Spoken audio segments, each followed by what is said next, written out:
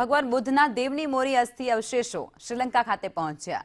ગુજરાતના રાજ્યપાલ અને ગૃહ રાજ્યમંત્રીએ પ્રદર્શનમાં ભાગ પણ લીધો હતો।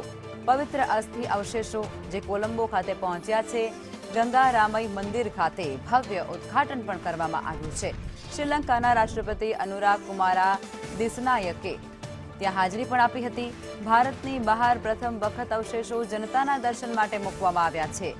શામળાજી પાસે આવેલા દેવની મોરીમાં અવશેષો મળ્યા હતા, જેમાં ઉત્ખનન દરમિયાન એક સ્તૂપમાંથી અવશેષો મળી આવ્યા હતા।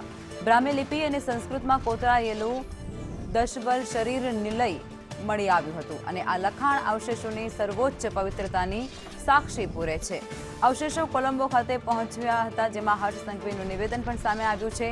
તેઓએ કહ્યું છે કે સાંસ્કૃતિક સંબંધોથી બંને દેશો વચ્ચે સંબંધ વધુ મજબૂત થશે। ભગવાન બુદ્ધના પવિત્ર દેવની મોરી અસ્થિ શ્રીલંકા પહોંચ્યા છે, લોકો માટે દર્શનાર્થ માટે મૂકવામાં આવ્યા। અને આ એક ઐતિહાસિક ક્ષણ છે।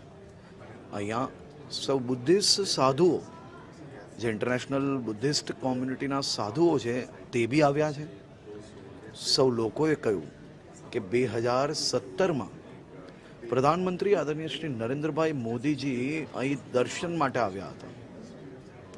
તેઓ આ બધા જ સાધુ સંતો જોડે મુલાકાત બી કરી હતી। અનેક સાધુ સંતોએ કીધું કે એમને બુદ્ધિઝમ માટે, ભગવાન બુદ્ધ માટે જે માહિતી